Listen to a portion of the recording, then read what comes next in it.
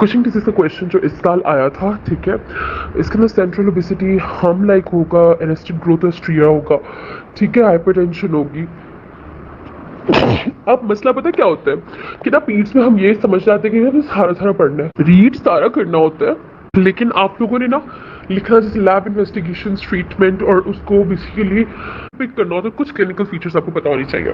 अब Cushing disease में होता क्या है, या तो पिट्यूटरी एडिनोमा है, या टॉपिकली कोई मसला है, एडिनोमा की वजह से एक्सेस एसीटीएच और कोर्टिसोल रिलीज कर रहा है, या एक्सोजेनसली आप ले रहे हो, या किसी लंग का ट्यूमर है। ठीक है, अभी दो तरह के होते हैं, एक होता है डिपेंडेंट, एक होता है इंडिपेंडेंट। इंडिपेंडेंट 7 साल से कम इन्वॉल्व होते हैं बच्चे जिनमें बेसिकली कोई ट्यूमर हो सकता है, एडिनोमा हो सकता है, या 1 साल से कम हो सकती है, ये बेसिकली 7 साल से कम होता है।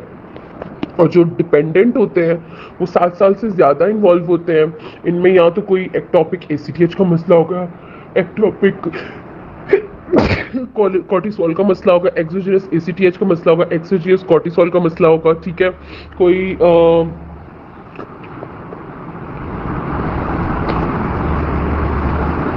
ट्यूमर होगा, कोई इडियोपैथिक होगा, कोई एट्रोजेनिक होगा, ये हो गया।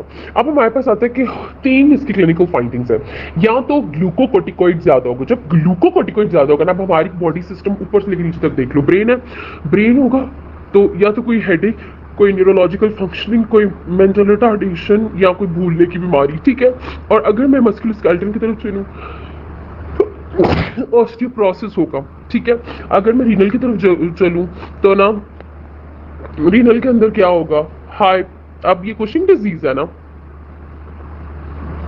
इसमें होगा हाइपोन्यूट्रीमिया, हाइपरकिलेमिया, ठीक हो गया। और रीनल के अंदर रीनल स्टोन भी हो सकता है, हाइपरकैल्सियूरिया भी हो सकता है, ठीक है। आई के अंदर मसला होगा, ठीक है, आई का इमोसिस हो जाएगा उसके इर्द गिर्द, ठीक है।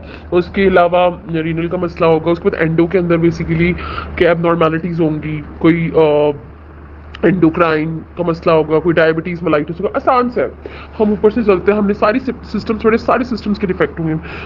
ऑस्टियोपोरोसिस होगी मस्कुलोस्केलेटल सिस्टम में, एंडो में डायबिटीज मेलाइटिस होगी, हाइट उसकी छोटी रह जाएगी, ठीक है।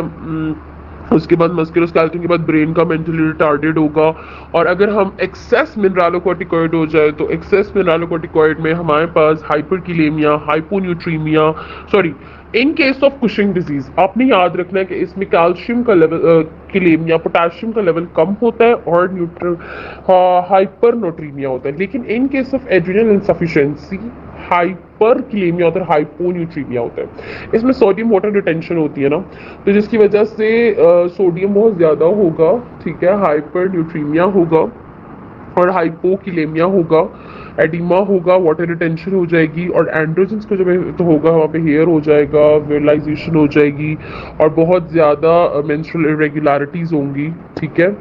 तो इसका ना डायग्नोस कैसे करेंगे, कॉर्टिसोल के लेवल के ऊपर डिपेंड करता है। एसीटीएच ज़्यादा होगा, हम लोग डेक्सामेथासोन सप्रेशन टेस्ट करेंगे, जिसमें थोड़ा सा डेक्सामेथासोन डाल के देख लेंगे कि सप्रेस हो रहा है। अगर नहीं सप्रेस हो तो मतलब मसला might be due to any other.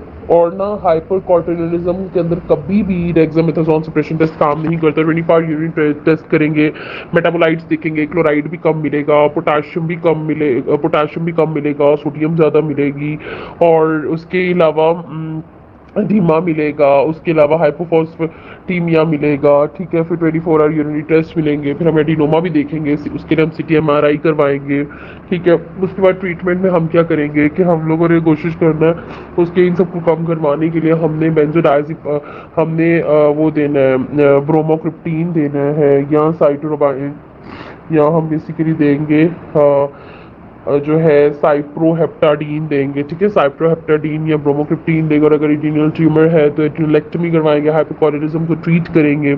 Prognosis क्या है कि भाई अगर अगर मसला जो है वो एडिनोमा है, एड्रीनल होगा या एक्टोपिकली होगा तो वो गुड प्रोग्नोसिस दे रहा है, लेकिन अगर वो कार्सिनोमा है तो वो पुअर प्रोग्नोसिस है क्योंकि वो फैल जाएगा।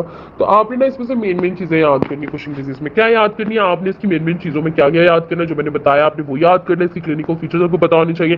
ग्लूकोटिकॉइड ज्यादा होने की वजह से सिस्टम्स इन्वॉल्व होते हैं। उसके बाद मिनरलोकोटिकॉइड सिस्टम कंट्रोल से मस्कुलर ऑस्टियोपोरोसिस होगा, एंडो के अंदर डायबिटीज मेलाइटिस होगी, सीएनएस के अंदर हेडेक बहुत ज्यादा होगा, हाइट उसकी कम रह जाएगी, और उसके बाद जो है आपके पास आ जाता है रीनल, रीनल के अंदर हाइपोकैल्सियूरिया होगा। इसी तरह एक्सेस मिनरलोकोटिकॉइड की वजह से हाइपर न्यूट्रीमेंट हाइपोकिलेमिया होगा, और एक्सेस एंड्रोजन की वजह से विरलाइजेशन होगी, हिस्टेरिज्म होगा। और उसके बाद आपने इसकी कॉर्टिसोल लेवल देखोगे, एसीटीएच देखोगे, डेक्सामेथासोन सप्रेशन टेस्ट करवाओगे, यूरिनरी टेस्ट करवाओगे, एमआरआई सीटी स्कैन करवाओगे, इलेक्ट्रोलाइट्स देखोगे, ल्यूकोसाइटोसिस, ल्यूकोपीनिया और इसिनोफिलिया आपको ज़्यादा मिलेगा। फिर आपको लो काउंट मिलेगा, फिर आपको ना सलाइवरी में कॉर्टिसोल लेवल बहुत ज़्यादा मिलेगा। ठीक है, ये चीज़ें आप लोगों ने करनी है। This was all about Cushing disease.